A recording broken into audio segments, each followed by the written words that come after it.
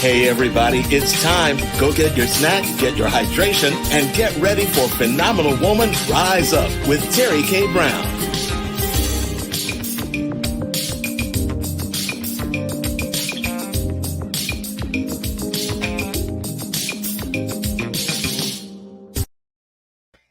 Well, good evening, everybody, and welcome to Phenomenal Woman Rise Up with Terry K. Brown.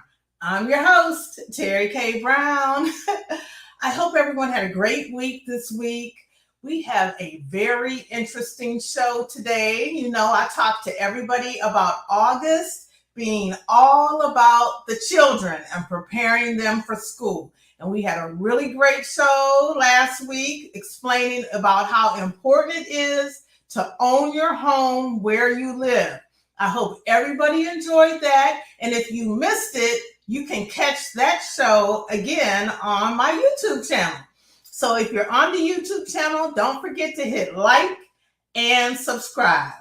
But tonight we have a very interesting show. Our guest is Tiffany McDonald, who is an educator at the top of her list. And she is in love with what she does. So let's welcome Tiffany to the show right now. Hello. Hi, Tiffany. It is so great to be here. I'm good. So everybody, this is our queen, Tiffany McDonald, who is such, we have to give her honors right now because she's an educator. And I don't know if anybody can understand how significant being an educator is in this day and time, and then being an educator who actually cares. Yeah, that's the thing. You know, we have some stories about people who just go into it like nurses for the money or something. And I'm a nurse, so I'm not just talking about nurses, but there's people who do not understand the magnitude of patience and education and time that is required for a teacher, especially in these days and times. Am I telling the truth, Tiffany? Right, and especially now. So I'm not going to get ahead of myself. Let us give you the floor to introduce yourself and to talk about your background and what you feel about what you do. Okay. Well, thank you, Terry K, for this extreme honor. I am so honored to be a part of your show. I've watched a couple of your shows on YouTube. You are amazing. You are phenomenal. Keep doing what you're doing. It is great. So I am your educator's favorite educator, your Sigma Gamma Rho educator, doing all things education. Miss Tiffany McDonald, I say I'm the education specialist because I'm currently going for my doctoral degree in educational leadership because I want to oversee education. I kind of want to go into some of the higher up administration of education and change the game of education. I've been in this field for over 19 years since I graduated from Kent State University with the Bachelor of Science in Family Life Education. I have a master's degree from Ashford University in teaching and learning with technology. And when I tell you I've worked in all forms of education, I've worked in all forms, from a child care director, from an education director in child care, to working with at-risk students that are suffering from mental health needs. I have worked in Head Start as a parent development coordinator, a caseworker, in after-school programs, at-risk programs, and then more recently, I have gone into the classroom. I started in the classroom in 2017 with middle school students. Oh my goodness. I realized I can't do babies. I love them, but I can't do babies. And I cannot do high school. Middle school is definitely a challenge, and it has its days, but it's something about middle school that keeps me coming back. I was with middle school from 2017 to 2020, left, did a K through 5 program, realized that wasn't my forte, and actually came back to middle school in October of 2021. And I'm actually back in the classroom. We just went back today. Well, teachers went back last week, getting ready for our kids. So it's something about middle school that I love. I don't know. It's just something about that age that they're challenging, but it's also rewarding as well. So middle school, is that what, sixth, seventh, and eighth? So yes, technically it's sixth, seventh, eighth, but at most charter schools now they're actually bringing in fifth grade into middle school, which, in my opinion, I don't think fifth grade is ready for the level of work. I teach ELA, which is English Language Arts and Reading, and I teach at a very high, rigorous pace. Mhm. And that is just coming out of elementary. So I always say they should not be a part of middle school just yet because it's so much. You got to change classes, you got to worry about four different classes. It's just a lot. So I want to kind of change that whole gamut because I don't think fifth grade should not be a part of middle school. They need to stay in elementary and ease their way in, my opinion. Because fifth grade is 12-year-olds. Yes, yes, about 11, 12 year olds. Yes. And that is such a change as far as physical and Hmm. emotional and mental for that Yes. age group, and then to be thrown in with those eighth Eighth graders. graders, yes, yes. And that's a different conversation. The conversations I have in my classes are all different. So eighth grade, we're talking about high school, college, and fifth grade, we're just talking about coming from elementary school. So Mhm. it's just a different field. So, but I love it. I love what I do. Wow, well, I give 'em hats off to you. I can't imagine, first of all, being a teacher, because now it's changed so much Hmm. about what the classroom requires to be taught. Yes. And then, like, for me, it was 40 something years when I was in high school, and how Hmm. now everything is so electronic. Hmm. And then, you still have to know how to read and Yeah. open a book. And then you don't have enough books for everybody sometimes. The And story of my life. oh my God. And I'm not going to I want you to tell it. I want you to tell the story, but it blows my mind how much the system requires Hmm. teachers. Yes. And I'm going to say it because I know you probably not going to say it, but y'all don't get paid We near. don't. We don't. It's crazy. It was last year was probably the hardest year for teachers, and I'm going to say this publicly. It was the hardest year for teachers. There was even a hashtag going around social media, hashtag teacher quitting. So many teachers that I follow on TikTok and Facebook and Instagram left the field abruptly, and a lot of it was because of overworked administrators putting high demand on us. We gotta teach, we gotta do behavior, we gotta manage the parents, we gotta manage the kids, we gotta write lesson plans, we gotta data this, data that, data that. If any teachers are on here, you guys know I'm not lying. It was a lot. We got to deal with irate parents. I have been cussed out by every parent known. So it was a really, yes. It's been a high shortage. I mean, a high turnaround in teaching. And I have some teacher friends and principals who are currently looking for teachers now because so many. And then with COVID happening, and then pandemic teaching and teaching virtually, it just kind of teachers like just forget this. I'd rather go work at Walmart. And I even, was going to come out the classroom myself because I'm Mhm. like, I don't have to go through all this. I went through a lot of stress in my life. I lost my mom, and it was so dealing with personal on top of teaching is a lot. So you are absolutely correct. We are underpaid. If anybody out there want to advocate for us to get more money, come on, advocate, bring in this money. I mean, really, it's even at the preschool level. And Mhm. I'm going to say it should be a six-figure salary job, Mhm. because I'm telling you, when the pandemic hit, and like I said, I'm a nurse, and some of the younger people, I don't have anybody that's in school that's my Mhm. children, they're all adults. And these people would come to work and they would just be like, oh my God, because then they had to take on the assisting the teacher role. Mhm. Yeah. Way too much. Yes. It Yes. was too much. People were like, I'm gonna pull my hair out. People who were divorced were sending their kids over to the other To the house. other parent. Mhm. You help them. I can't do Yeah. it. And it was like, maybe now teachers will get the recognition and the appreciation Oh, they deserve. I'm telling absolutely. you, Yes. this show, I mean, I wish that I could do a panel of Mm-hmm. teachers because we would have a 3 hour session talking about the lesson plan, Yes. the time, and just the behaviors, everything that you just mentioned that Mm-hmm. parents kind of got a little dip on Yeah, during. they got to see. They got to see exactly what we go through on a daily basis. And I had parents coming to me saying, "Oh my gosh, thank you, Miss McDonald, for what you do." Because, whew, I don't know how I could have done it. Yep.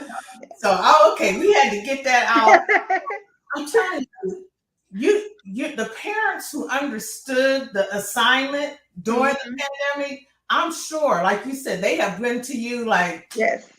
Yep, they do. They even tell me they're like, "You guys don't get paid enough," because this last year was a lot. I said, "Yes, you're yeah, right." woo. So we're gonna get on with the agenda. I tell you, I really, and I'm going to end it after this. We're going to get on the agenda, but I'm just here as an advocate Mhm. for you and the teachers that I've come across because parents, you guys need to step it up. Mhm. You need to step it up. And I'm not saying this as not being a parent and had to go up to the school where Right. my kid was acting crazy and had to understand who my kid was. Okay, Mhm. because school is for learning. Yes, I totally agree. I know this is one of your points on your agenda, but parent involvement is one of the biggest factors and challenges that is hindering academic achievement. I was a parent involvement coordinator. I am actually certified parent involvement family engagement specialist. I did that for 8 years in Head Start. And the amount of parents that I see now in middle school where they rather worry about their kids' shoes, getting their girl's hair done, the latest outfit. I said, okay, so mom, while your kid is walking around in the latest Jordans, but they can't read or analyze a text, make that make sense. We have parent teacher conferences about 3-4 times a year. I can count on one hand how many parents I see when report cards come out.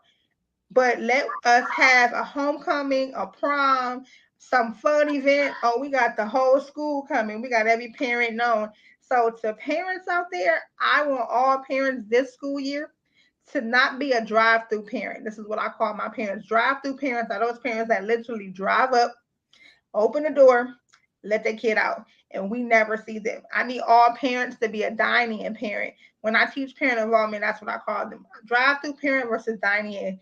Actually, park your car, get out, walk in the building, meet the office manager, meet the principal, meet your child's teachers.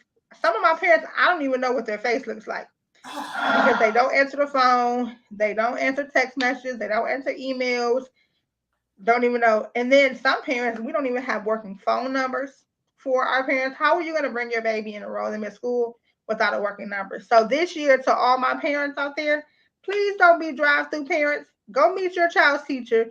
Be in their face. Be on their radar. Let them know who you are. Active parent involvement is the key toward success. Research studies have shown that when parents are actively involved, meaning you are calling the school, you are in your child's classroom, you are volunteering, you're helping out at home, you're helping the kids do homework.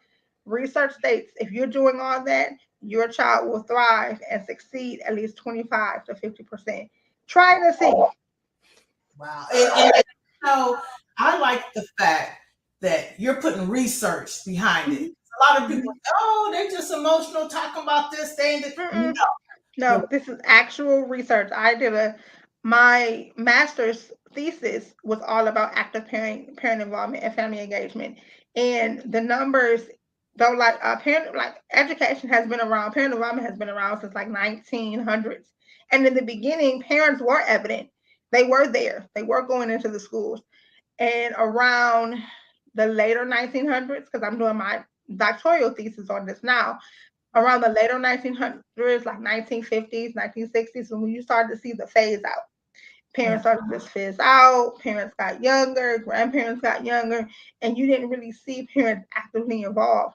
And of course, now, 21st century, everything is all technology based, we really don't see parents. But this is the time when we need to see them. They need to show up. If you can show up for your baby with a talent show, a fashion show, making sure they look good, show up for your baby and make sure they get these A's. Don't come cussing at the teachers talking about why my kids got F's and we have not seen you all year.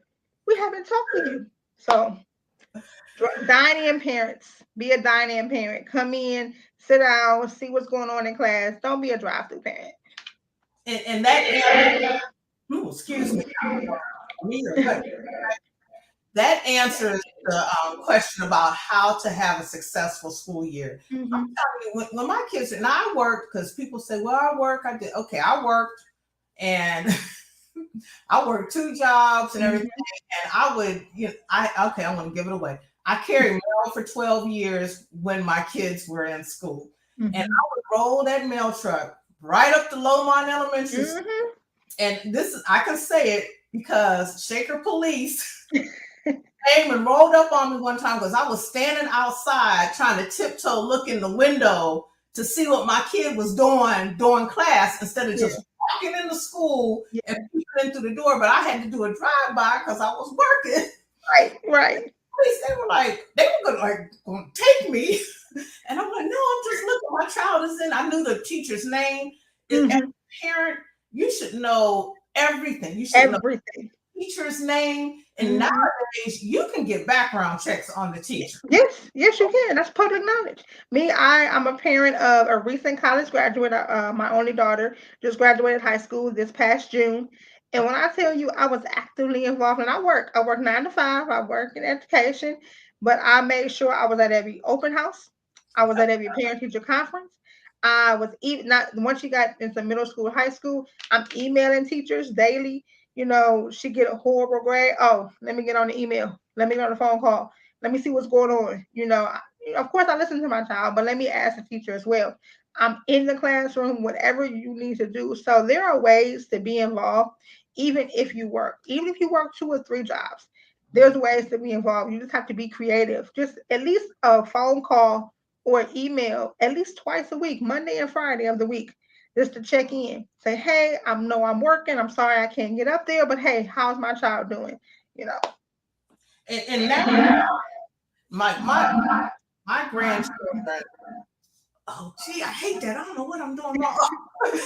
My grandchildren, their parents are email about everything. The schools, it's like if they go to school, and I don't know if it's required from the teachers, but this is something else that teachers are doing for you parents extra. And this is not a Debbie Downer on parent show, but I'm being extra about parents because they're your child. They're not the teacher's child, and they're not the principal's child. But my grandchildren, their parents get an email about everything. I mean, it's like the curriculum is sent out. It's like a little syllabus. And if something is missing, you're not going to find out when the report card comes that they didn't turn in something. Literally that day, they're getting an email saying, Grayson didn't turn in his assignment in math today. He got a 0. So there's really not any reason for any parent nowadays to not know anything about it, because if I've seen my oldest daughter, she saw that one time. Like by the time she get off work at 4, she come home waiting for her son and was like, oh, what happened to that assignment? Yes. It was like, huh? You know what? She said, what happened to that assignment? She didn't go up to the school and say, my kid did that assignment or something. It's right there. For her son, and what happened to that assignment? And I just didn't turn it in. Let me see it. That's a parent who's like, look, assignments don't disappear. Students need to understand that teachers are not their enemy. Right. We're here to work with you. Yeah. Parents need to understand that if you know the teacher that's teaching your child, and if you got in high school, you should know all 7 teachers. Yes. Know them all and let them know you, even though my kid was embarrassed because I was always like, I'm K, and that's my child. And they just be like, Mm-hmm. sorry, Right. sorry, because that's your child. Mm-hmm. Your teacher can only do so much. Right. And it makes it so much easier when something does go down the drain. Mm-hmm. Like, okay, I know Miss Smith is teaching my child Spanish, and my child has been getting B minuses all this time, and I noticed that she's been trying, but now Mm-hmm. my child got a D, and I'm like, okay, I can email Miss Smith and say, okay, what happened? There's something that Mm-hmm. happened, because sometimes, usually, when a child is doing pretty good and something goes wrong, something has. Something has happened. So Mm-hmm. tell us about those instances and how a parent can effectively communicate with a teacher when something is going wrong. I would say the best thing that parents can do is be in touch early. So in my classroom, our kids go back next Monday. So I always send home a syllabus. I send home, even in middle school, I send home a syllabus that outlines, that has my contact info, email. It has my remind system. So that's, I love, my parents are young, so they like to text. So I have a remind app where they could just text right from their phone or download the app. I even give bonus points and say to my students, if you sign up for my Remind app, you get 10 bonus points. If your parents sign up, you get another 10. If your grandma signed up, you get another 10. If the whole family signed up, you got like 50 points. So that way, I'm in class texting immediately. Hey, Johnny didn't turn in homework today. Here go a picture. Some parents are right on it. They're like, oh, okay, I'm on my way, Miss McDonald. So I would say the best thing is to start early. Don't wait 9 weeks after the first semester. You get that first progress report, and now you're wondering why he's missing 30 assignments. Well, if you would have checked the messages and the emails and the phone calls that I sent 9 weeks ago, we wouldn't be here. You on your phone on TikTok and Facebook and Instagram, and so we can be on the phone on text message. So that's the number one thing, is communicate early. When your child's teacher sends home that syllabus or those forms that you got to fill out, or say, hey, here's my email address, don't just throw it away. Put it inside your phone. Put it Contact Johnny's teacher, however you want to, name it in your phone, and be on it. Don't ignore our phone calls. Don't ignore the emails. Don't ignore the text messages, because we're typically calling for a reason. Most of the time, when we are calling and emailing, it's not because they've been misbehaving in class. It's because of grades. And I know for me, and I can speak for other teachers, we're calling ahead of time. We want to let you know, hey, it's week 2. We kind of noticing something going on here. We had 5 assignments. He turned in 1. So just communicate with teachers early. Show up for them. You are advocates. You are actually your child's first teacher. We're just secondary. So show up for your child. Be there. Be present. Be ready. The same way you're present in anything else that they do, you can be present in school. Wow, that's just amazing. Because it's like, be, oh gosh, I'm trying to say this right, because I really do not want parents to feel that we're just, or I'm just coming down, but on them. But I was a young parent, and Mm-hmm. it's hard when you're trying to put all these pieces together. Sometimes Mm-hmm. I think if you're providing a home and you're providing clothing and food, you're doing the best you can. And for Mm-hmm. some people, that is the best you can. But Mm-hmm. It is. some of the things that you offer or your school system offers to help parents who might be having a hard time. Because, I mean, tell us about your stuff. We talked about it. Yeah. Because this is a platform. This lady here is really putting herself out there to help educate these students. It's not easy for every parent, and some Mm-hmm. parents are really trying. So let everybody know, Miss McDonald.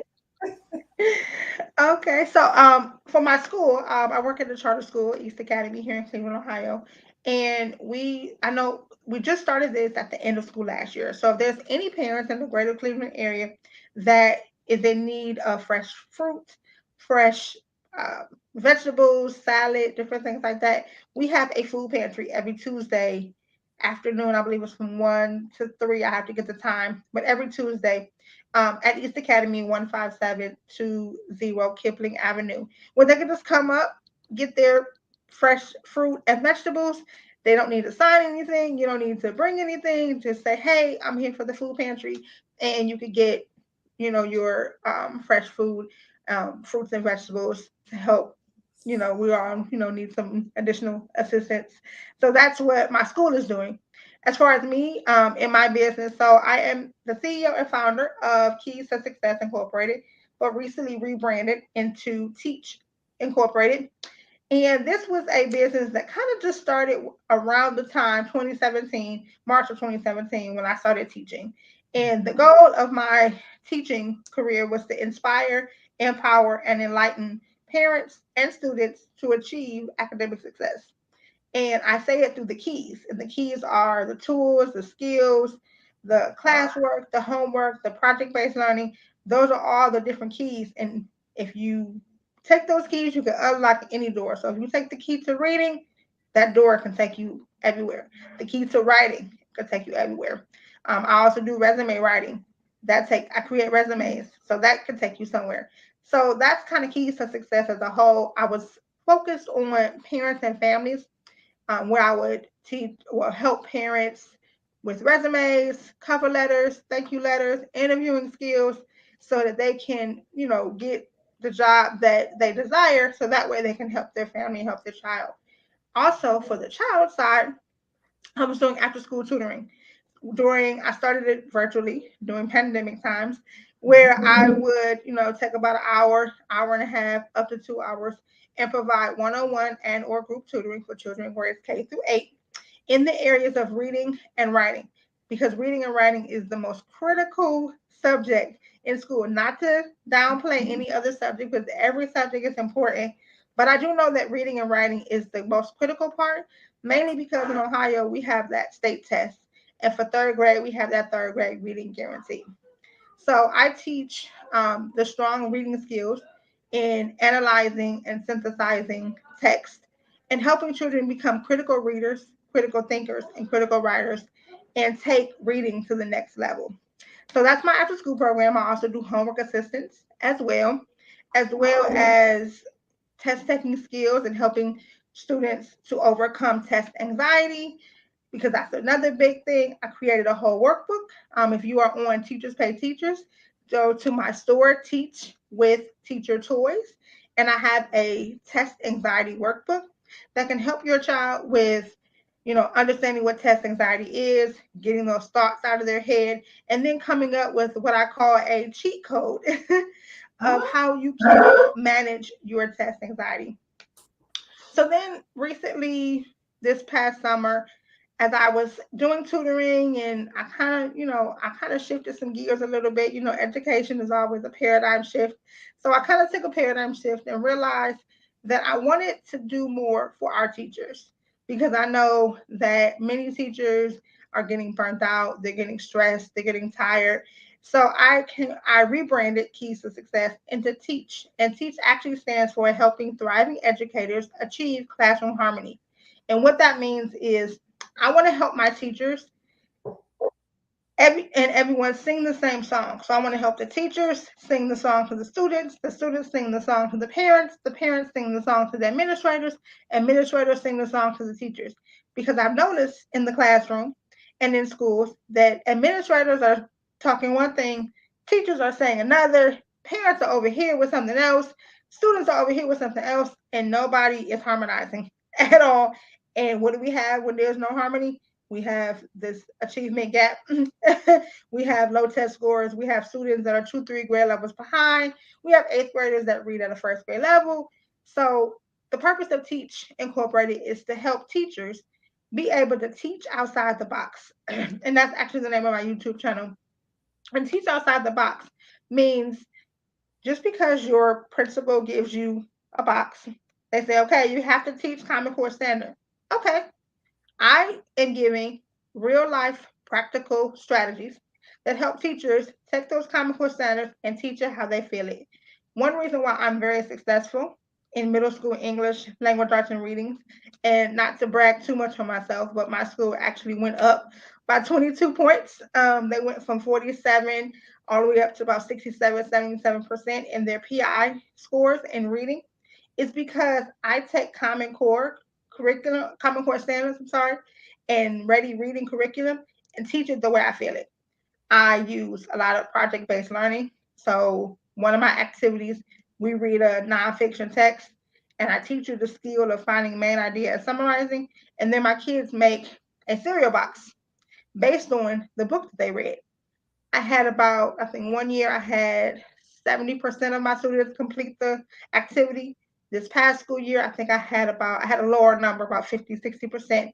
But it gave them a fun way to read a book that they don't like, break it down, analyze it, and then synthesize it, which means they're creating a new form of what they're reading. So different ways like that. So that's what I teach in Teach Incorporated. I just did 2 YouTube videos. One called It's All in the Syllabus, where I went over the elements of writing your syllabus for the first week of school. This past Friday, I did a video on the 5 principles of building a classroom culture and how to create a strong culture in your classroom. This upcoming Friday, we're going to be talking about building student relationships. And with every video that I give, I'm giving them workbooks, I'm giving them a template or a freebie, but just different resources to help teachers teach outside of the box, teach it the way they feel it, teach it to their love and liking. So that means you can still follow everything your administration is telling you, but you're teaching it your way. Wow. Ooh. We have an advocate out there, teachers. I mean, because teachers need somebody to help them along. I mean, I can't, like I said, I give it to you, I give it to you Thank guys, you. because it has to, when you were talking about the cycle of administrators and teachers and students and parents, it's like, can you imagine that perfect circle of Oh, everybody man. understanding that one affects the other, Yes. one affects the other, and that's it has a lot to do with the show that we were talking about, home ownership last Yes. week, and how if you live in a certain city, say you live in Garfield, and you're paying taxes to Garfield Heights City School, and you don't know who the administrators is or anybody on the school board, that's going a step further, Yeah.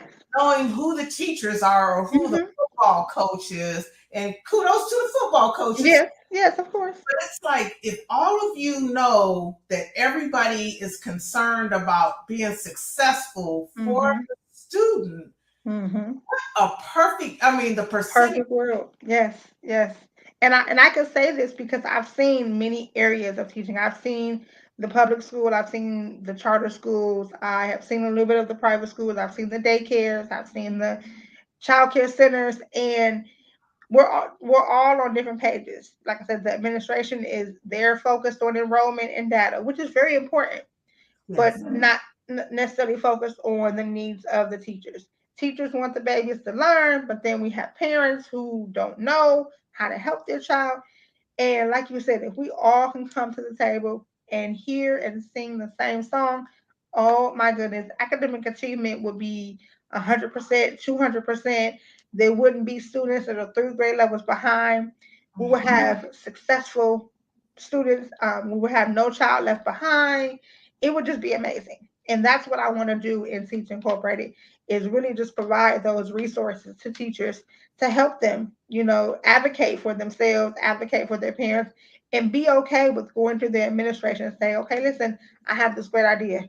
I want to share this. I want to do this. One thing I love about my principal is that she's very open, to what her teachers want. She allows, me to be me. Every principal I've had have allowed me to be me. I still follow the Common Core curriculum. I still follow any other curriculum. I do what's asked, but I just embrace it and put my own spin on it, put my own flair on it, and teach it how I feel it, is what I always say. You come into my classroom, my kids are going to be working. They're going to be taking notes, Cornell style notes. They're Oh, going to be writing. Yes, I just taught my students last year how to write Cornell style. They came to me and said, "Oh my gosh, Miss Bernardo, this is so easy. I love this." I know, y'all just gotta listen to me. So Mhm. my students will be working. They will be sitting. I have my outliers. I have my high behaviors. Every classroom has it. But what I do is eventually that outlier or that high behavior student will slowly start to come in when they start to see like, okay, wait, nobody else is playing. Nobody else is falling off their chair. All right, I guess I'll get to work. And I leave them alone, and I slowly start to see that high behavior student doing their work. So my students will be working. They will be engaged. I've done an escape room with my students where I figuratively locked the door, and they had to go around the room and read different stories and analyze the text to find clues. And I had the whole escape room music playing. We had the lights off. It looked like a real live escape room. They was working in teams, and they enjoyed it. And so when the team won, it was like, we got out. We had a whole ceremony. They had certificates. How about I escaped? I can analyze text now. So teachers just really make it fun and enjoyable. If your students love TikTok, incorporate TikTok, of course, the clean TikTok, into your classroom. I have my students create a TikTok video about a story that we read. So there are so many ways, and this is just one thing that I am teaching my teachers. I'm going to start creating a course pretty soon in September, October. That's going to go over all these different strategies. Teachers, if you are out there, definitely go to Teachers Pay Teachers, Teach with Teacher Choice, and check out all of my back to school classroom forms. I know that you're going to be looking for icebreakers this first week of school when your school year starts. So I have a 20-page workbook that has all about me activities, goal setting activities, questionnaires, just different things to get to know your students and build those relationships early. If you are an ELA teacher, this is primarily the genre of my store, but I have lots of lesson plans on informational text, stories, writing. Just go check it out. Definitely make sure you leave a review on my store because you get your Teachers Pay Teacher credit. And if there's something not in my store, let me know. Send me a message. Let me know. DM me, and I will create specialized content for you because I'm here to teach. I'm telling you, all information at the end of the show. Mhm. It's a lot to take in, Yes. but it's all valuable information. I mean, like I said, parents, Tiffany has understanding of what you need to help you get your students on track Mhm. because, like she said, most of the time, once a student realizes that, hey, Mhm. I did it, I Mhm. did it, and I did it well, Mhm. then they That's get a their great feeling. reinforcement from a parent. It's Mhm. like looking up and your parents saying, "Great job." You Yes. know, can I help you? And like that math, that the new math, like Mhm. Mhm. person, but that new math, it's And new like math is something else. it's let's call Tiffany McDonald. No, let me call your teacher and say, don't be ashamed. I don't understand this math. Mhm. And what can I do to help you help my student? Because I Right. can't, Right. and these are the kind of communication tools that all of us, even grandparents, parents, administrators, need to Mhm. understand. Yes. Like you said, they have their numbers issues, but it's all about the child in the classroom. Mhm. At the end of the day, all of us can remember that teacher that took Mhm. the time to understand our need, you Yes. know. And then just think if we had, because most teachers, I'm just going to say, most teachers are just like you, Tiffany. Mhm. Mhm. Most teachers want the best for Need their the best. classroom. Yes. It's like most teachers are really good at what they're doing and Mhm. they go over and above. Over here. Mhm. Okay, because you see them out at Michael's and Mhm. Walmart, and they chucking them stuff in the cart to prepare, like you said, to get the icebreaker week down, to prepare to anticipate the different needs of the students during the school year. It's a Mhm. lot, And I think that everybody watching this today should at least visit the website that's going to be at the end of this show for Tiffany. Try out some of the tools Mm-hmm. that she's offering. It's proven to Mm-hmm. work. It's And not. there are some freebies on there too. So if if you want to try out some things for us, I have some back to school coloring sheets. You can talk about for parents. You can download this as well, and you can use this in a variety of ways. So as you download the back to school coloring sheets, use it as a conversation with your child. Hey, talk about this last school year. Talk about, hey, okay, so we ended kind of horribly, Johnny. How are we gonna make this up? And as they're coloring, they can start talking. Teachers, if you are looking for something simple, quick, on the first day of school, you don't want to really jump into the lesson, download the back to school freebies, the coloring sheets, have them, maybe make it a fun coloring contest or a conversation. But there are lots of different ways to just really be engaging. And I always say, my hallways are going to be dead hallways, but alive in the classroom, meaning you're quiet in the hallway, get, going to and from your classes. But when you step aside ELA classroom, it's going to come alive and it's going to be engaging. It's going to be rigorous, but it's going to be fun as well. Now, Tiffany, are you one of those teachers that has the hand signals and the Yes. So yes, so my students, when they come into my classroom, they know I don't play. They told me they're scared of me, and I don't know why they think that. I'm like, I don't understand why. But my students know that when they come in my room, they're not going to be running around. They're not going to be jumping. They cannot move in my room. If you need a pencil, you better put a one up because you better not blurt out. If you need to go to the bathroom, it's a two. If you need tissue, it's this. If you need water, it's this. Like if you need help, it's this. Everything is a hand signal. Everything is a transition. I always say when I count, but not before I count, you're going to stand up. And I give them a list of the instructions. And teachers, feel free to use this. When we get ready to transition to our next class, I say, okay, on my count, when I count, but not before I count, you're going to stand up, push your chairs in, grab your belongings, check your uniform, pick up any trash off the floor, hold it in your hand, drop it off at the door. And they literally cannot move till I start counting. And I'm like, on my count, when I count, but not before I count. On 10, standing up. On 9, pushing your chair in. On 8, grabbing your belongings. On 7, checking your uniform, making sure your uniform is together. On 6, if there's any trash, pick up your trash off the floor.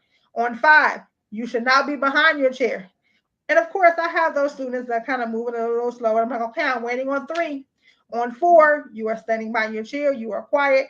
And by the time I get to 1, my entire class is standing with their books in their hand and they're ready to go. And that's a simple, easy transition that will make your classroom run very smooth. And if somebody does it wrong, oh, we sitting back down and we trying it again. You'll be late to your next class, and I'm gonna tell your teacher like it was you. It was you. Y'all should have followed directions. It was you. So that's just a way to kind of maintain order. Let them know that you are the authority. You are demanding this respect, and we're not just gonna walk out of here crazy. Like we're not gonna do that. So yes, my classroom is one of those classrooms where they can't move. If I'm lecturing, they're writing. And I said, pencils must be moving, hands must be moving. Your hand will hurt by the time you leave my classroom because that's how many notes you're taking. But it's preparing them for high school and or college and or the workforce, to get them ready for what that rigorous lifestyle is like. Mhm. And that is so important.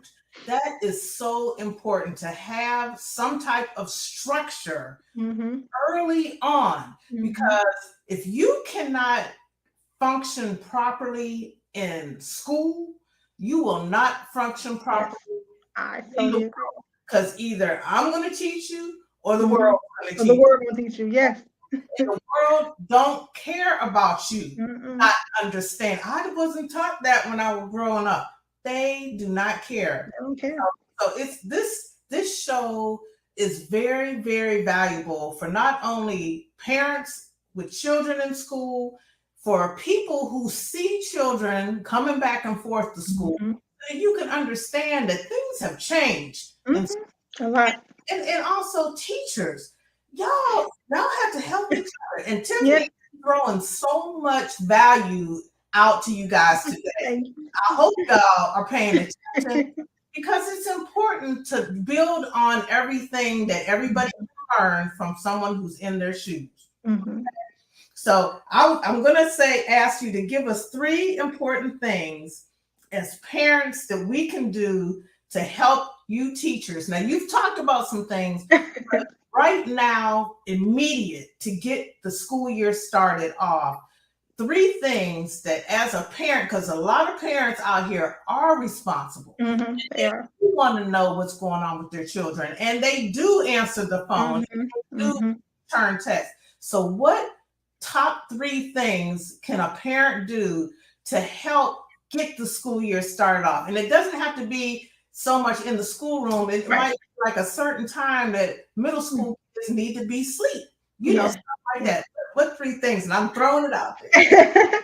All right. The 3 things that parents I want you guys to do this school year is be actively involved.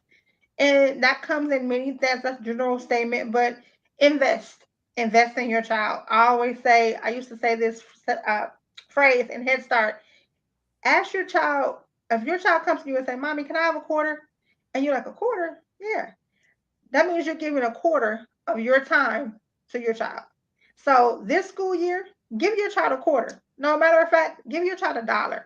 4 quarters. That means you're giving your child 4 quarters of your time in education. So when you pick them up after school, ask them how their day was. Go through their book bag.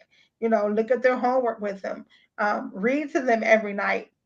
Check in with them. If they're older students, check in and say, hey, I used to do this with my daughter.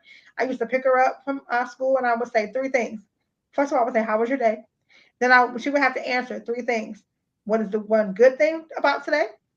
What's the bad thing about today? And what's one thing you would change? And we did this from probably kindergarten all the way up, even when she graduated in 12th grade. What's one good thing? And she had to give me 3. And she couldn't just say it was good. No, you got to give me something specific. Because what that's doing is that's letting your child know that, oh, my mom, dad, grandma, they do care.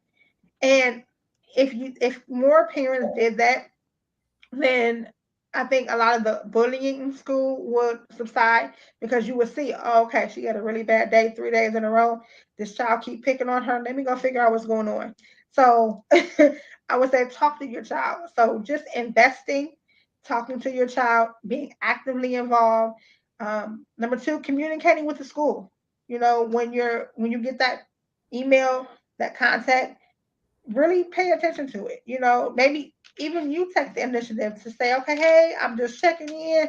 It's week 4 of the school year. How's my child doing? What's going on? That lets us know that, oh, okay, this is a good relationship. So relationship building with your teacher. And then number 3, I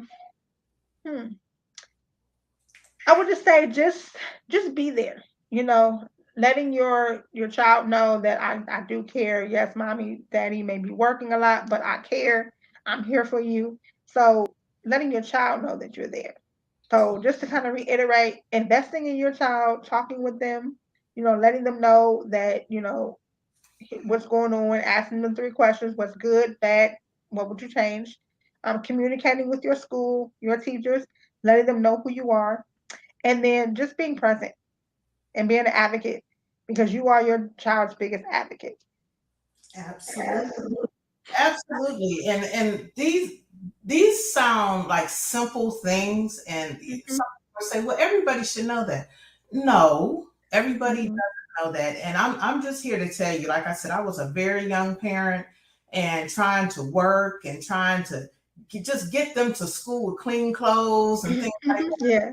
And that's important too. But here is a plethora of information available for parents and teachers to work together. It's all about working together. Working together. That's it. Ghost your kids. No. That school bus, you're like, bye. And then Right. running, because it can be like that some days. It's like, I have to get them on the bus by 8:10. And I have to be to work by 9 o'clock. And I don't get off till 4:30. And then it's like boom, boom, boom. The time just goes like this. But here's some help. here's some help. And with, like I said, the technology, Yes. texting, I'd rather call, but Yeah. I want you to call, text them, email them. Hmm. Communication is the key. Communication is the key. Listen to your child.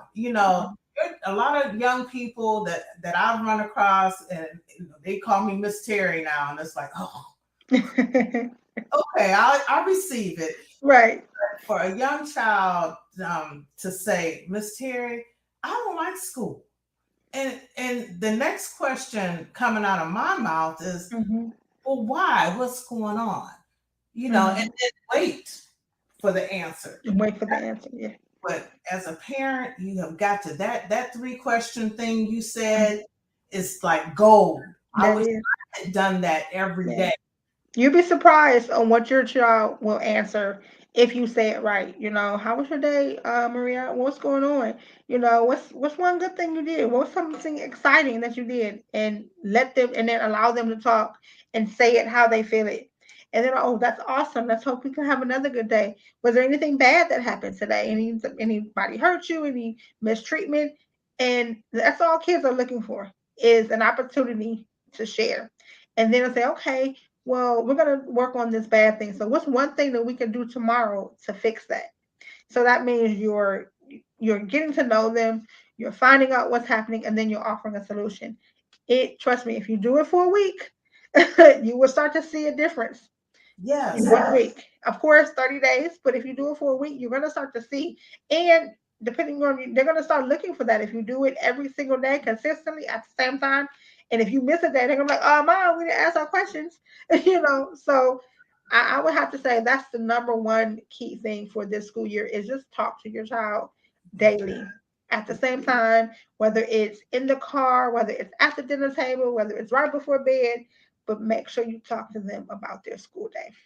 I tell you, say if you do something 28 days consistently in a row, it becomes habit. It becomes habit. I don't know if they make lunches now for school, but I used to put a Post-it. I'm a Post-it note fan. Yes.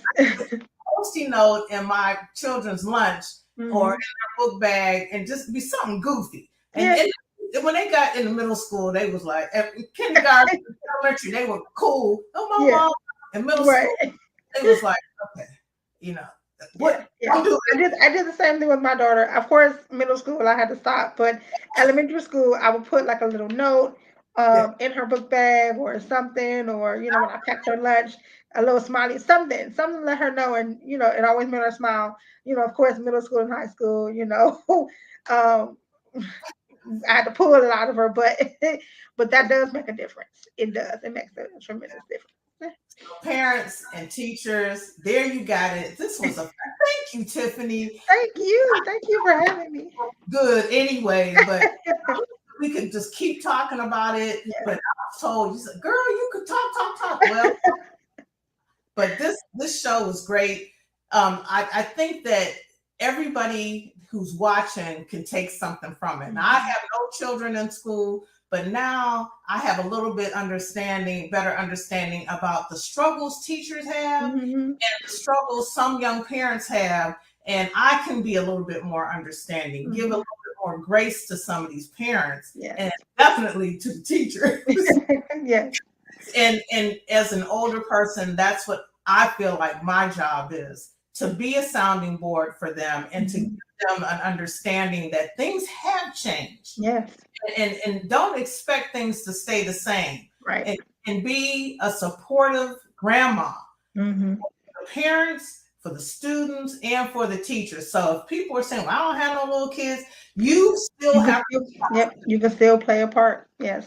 Yes. I want to thank you for this platform, what you're doing, not just for teachers, but for everyone, for homeowners. Like, I just thank you for the platform, the voice, getting out here.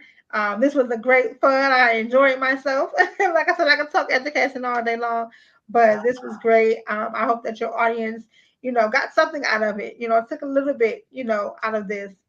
This was great. So thank you again. all right. Everybody catch the show. Let somebody know if they missed it at 8 o'clock. They can catch it on YouTube at any time. And definitely watch the advertisement. It's most of the time I'll put it up separate to catch it. And I'm trying to figure out how to tag it on. Sometimes I get it on, sometimes I don't until I get a real producer. But it's always going to be on YouTube, and sometimes I'll pop it up on Facebook, Phenomenal Woman Rise Up, and I also have my Terry K. Brown Facebook page. So there's no reason for nobody to not tap into this information. And Tiffany, I thank you. Have a great evening. Thank you. And if anybody knows anything that they think people should know, hit me up on phenomenalwomanriseup@gmail.com. All right. So thank you for joining. Hit the subscribe button and the like button, and have a great evening. See y'all. Yeah. All right. Bye-bye.